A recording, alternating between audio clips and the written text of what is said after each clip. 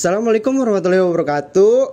Hai Sobat Siaba, perkenalkan nama saya Robin Fajri, kelas 3B, Prodi Manajemen, Fakultas Ekonomi Bisnis. Di sini saya akan membahas topik yang menarik nih, yaitu pentingnya aspek ekonomi Islam.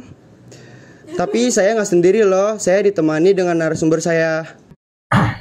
Baik, Assalamualaikum warahmatullahi wabarakatuh. Waalaikumsalam warahmatullahi wabarakatuh. Sobat-sobat Siaba, selamat ketemu lagi, selamat jumpa lagi di channel Siaba.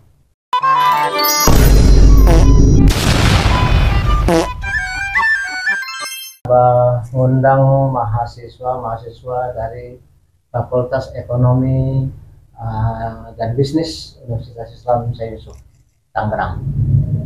Dan kita akan membahas satu topik, yaitu sebenarnya apa sih tujuannya pemberian mata kuliah dari aspek hukum ekonomi dalam ekonomi Islam.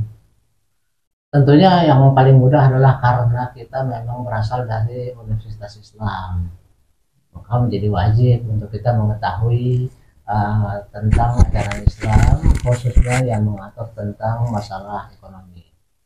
Dan kita tahu bahwa ekonomi merupakan suatu upaya dari manusia untuk memenuhi kebutuhan pokoknya, ya kan?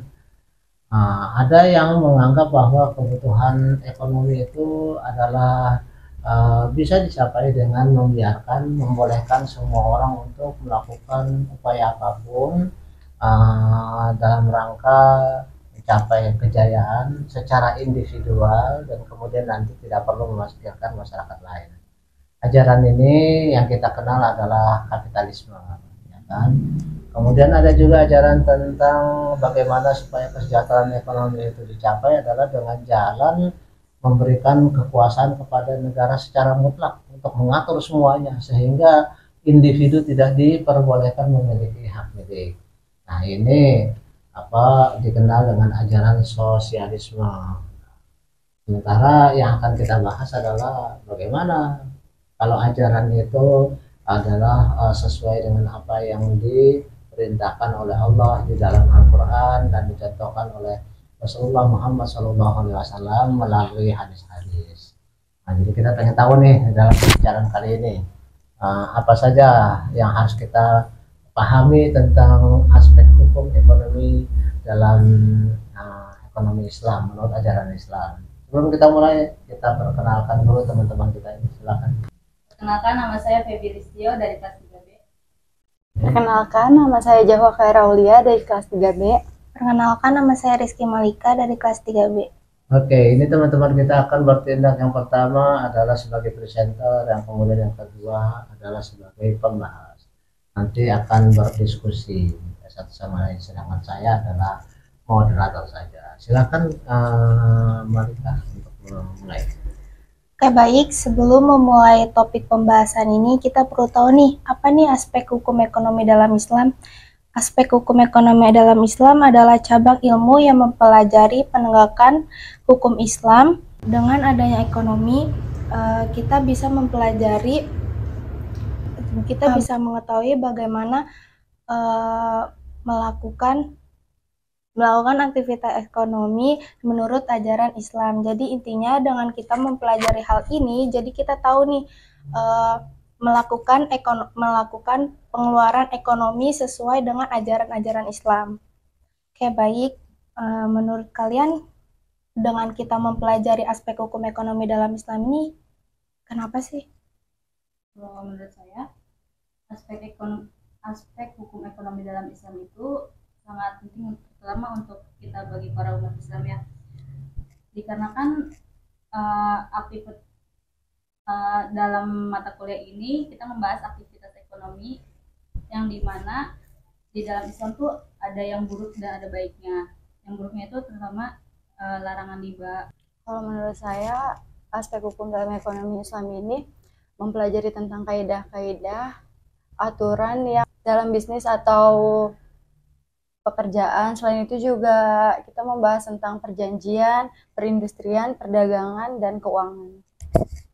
Dalam ekonomi itu sebenarnya kan kita tahu ya, aspeknya sangat luas sekali. Ya, kita nanti akan mempelajari yang pertama tentang perdagangan ajaran Islam. Terus kemudian bagaimana sewa menyewa dalam Islam. Sewa menyewa misalnya bisa menyewa barang ataupun tenaga. Menyewa tenaga itu misalnya seperti katakanlah saya membangun ruangan ini, kan saya nggak bisa ngerjain sendiri, maka saya panggil tukang. Tukang itu tentu akan melakukan pembangunan sesuai dengan apa yang saya minta, ya. Berarti saya menyewa jasa dia. Nah, dalam hal ini bagaimana Islam mengatur sewa menyewa?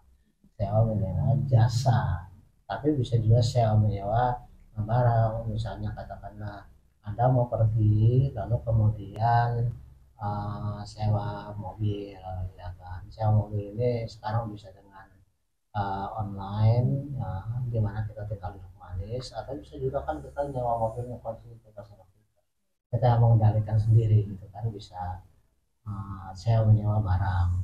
Terus kemudian juga bagaimana tentang gadai. Gadai itu terkait dengan utang piutang.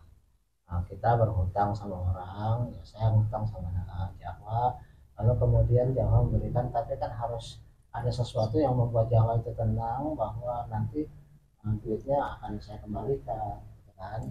Bagaimana Islam mengatur? Sebab kalau misalnya tidak ada jaminan uh, tentang pinjaman itu, mungkin saja saya nggak mau bayar. Dan ini yang sering terjadi nih. Dan orang ketika mengutang itu biasanya manis-manis, giliran ditagih susah kan, gitu kan. Jadi bagaimana Islam mengatur hal tersebut supaya baik si pemberi utang maupun yang utang itu sama-sama punya tanggung jawab. Itu tanggung jawab. Bagaimana juga tentang gadai barang, bagaimana tentang kerjasama, ya, tentang kerjasama. Misalnya Anda berdua punya modal lalu kemudian mendirikan suatu usaha, bagaimana pembagian keuntungannya, ya kan. Ya kalau untung, kalau rugi bagaimana kan, itu kan. Nah, dalam aspek perbankan juga ada mudharabah, ada wadiah dan sebagainya. Nah, terus kemudian lagi ya banyaklah aspek-aspek yang akan dibahas di dalam perkuliahan ini, karena aspek hukum dalam Islam itu kan banyak sekali, ya. Kredit juga bagaimana, nanti akan juga dibahas oleh kelompok lain, bagaimana misalnya katakanlah mereka ngambil motor gitu kan, di leasing, tapi kemudian karena satu dan lain hal belum lunas dijual karena lagi kebutuhan. Boleh nggak kita itu barang yang belum jadi milik kita masih dicicil kok udah dijual? Bagaimana Islam mengatur hal tersebut, gitu kan, ya. Walhasil yang kita pelajari di dalam aspek hukum dalam ekonomi Islam adalah kita lihat sisi-sisi hukumnya. Melakukan ini hukum Islam bagaimana, melakukan itu hukum Islam bagaimana, dan seterusnya. Kalau pinjam meminjam itu termaksud riba nggak sih, Pak? Pinjam meminjam ya sah-sah aja, yang saya bilang tadi, saya pinjam sama Jahwa supaya Jahwa tenang, maka saya Jahwa pegang HP saya, gitu kan. Andai kata nanti saya nggak bisa bayar, Jahwa boleh jual HP saya. Tapi kalau misalkan udah dijual tapi pengen dibalikin lagi gimana? Udah dijual dan balikin lagi gimana? Maksudnya gimana? Udah dijual tapi kita udah ngembaliin lagi, dibalikin lagi uangnya, dia minta lagi gitu. Biasanya kan kalau utang-utang itu ada termin waktu. Misalnya saya minjem sama kamu ngasih, lalu kemudian kamu ngasih batasan waktu, kamu harus kembalikan uangnya itu dalam waktu 1 bulan. Kalau sesuai dengan perjanjian 1 bulan terus kemudian saya nggak bisa kembaliin dan ada barang jaminan, kamu boleh menjual uang Ada hak tersebut. gitu. Jadi hak kamu untuk jual. Kalau dalam pegadaian yang sifatnya konvensional, hasil seluruh dari penjualan itu jadi milik kamu. Misalnya saya minjamnya 1 juta, ternyata ini harganya 5 juta, kamu ambil semua tuh konvensional. Tapi kalau hukum Islam enggak, hukum Islam itu kamu 1 juta, selebihnya balikin lagi, gitu. Jadi dalam Islam juga nggak boleh ada riba, yang saya kamu katakan tadi nggak boleh ada riba. Jadi kalau meminjam minjamnya sekian ya bayarnya sekian, ya. Makanya kemudian dalam Islam itu kita supaya baik yang meminjam maupun yang meminjamkan itu ada tanggung jawab, maka harus ada barang jaminan. Kalau nggak, buat suatu perjanjian tertulis, apakah minimal berupa kwitansi. Di situ juga akan secara otomatis akan ada suatu komitmen bahwa dalam waktu sekian kagak dikembalikan, tidak bisa dikembalikan, maka si peminjam berhak menjual barang tersebut. Baik, selanjutnya ada aspek hukum dalam Islam yang mengatur ada aturan dan prinsip-prinsip menurut ajaran Islam.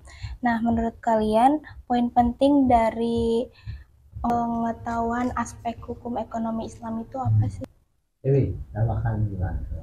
Kalau menurut saya poin pentingnya itu ada di landasan hukum. Landasan hukum aspek ekonomi dalam sini bersumber dari Al-Quran, hadis, sama ijma, Terus sama kias. bahwa dalam pinjam meminjam itu harus ada jaminan supaya orang yang diberi pinjaman itu tenang, ya kan? Kalau saya pinjam sama kamu nggak ada jaminan kan kamu deg-degan, nanti jangan-jangan nggak dibalikin gitu kan?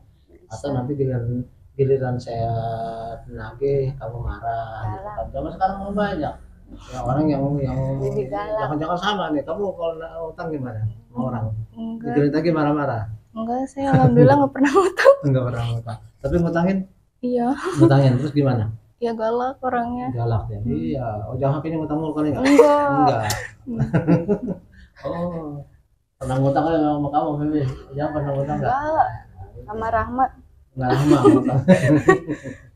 Oke, jadi ada jaminan yang punya utang itu, yang memberi utang juga nggak perlu nagih-nagih terus udah jaminan nih.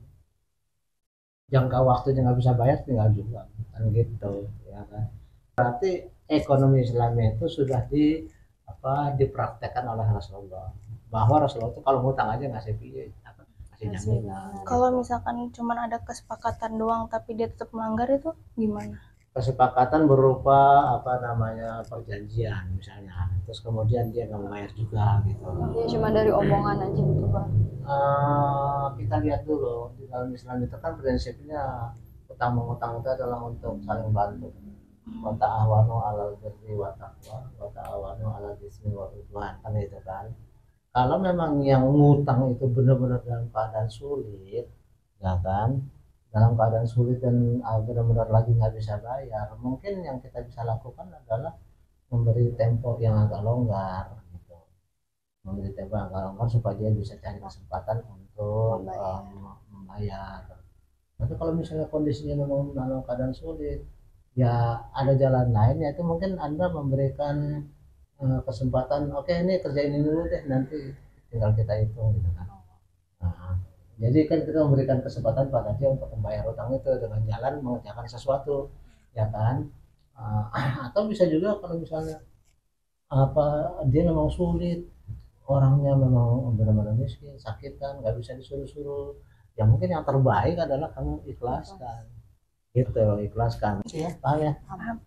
Baik, saya kira demikian sobat-sobat siapa, singkat saja apa yang kita diskusikan, tapi mudah-mudahan ada manfaatnya bagi kita sekalian. Ya, saya akhiri, wabillahi taufiq wal hidayah. Assalamualaikum warahmatullahi wabarakatuh. Waalaikumsalam warahmatullahi wabarakatuh. Hai guys, gimana nih diskusi pada hari ini? Dengarnya sangat seru kan? Oke, di sini persingkat waktu. Hukum Islam. Apa itu hukum Islam? Hukum Islam adalah bagaimana kehidupan manusia yang telah kita melakukan hal sesuatu yang baik kepada manusia. Bagaimana juga manusia dalam keharmonisan juga tentu harmonis, dan bagaimana juga manusia di dalam akhirat maupun adalah kematian. Di sini juga ada fungsinya. Fungsinya itu ada banyak lah, 3 ya saya sebutkan. Fungsinya itu adalah keseimbangan, kesejahteraan, dan keimanan juga.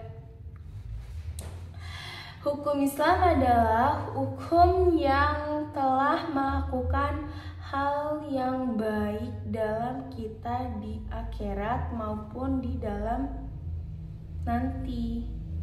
Sampai sini kekurangannya mohon maaf bila ada kata-kata yang tidak enak. Jangan lupa like, comment, and subscribe ya guys.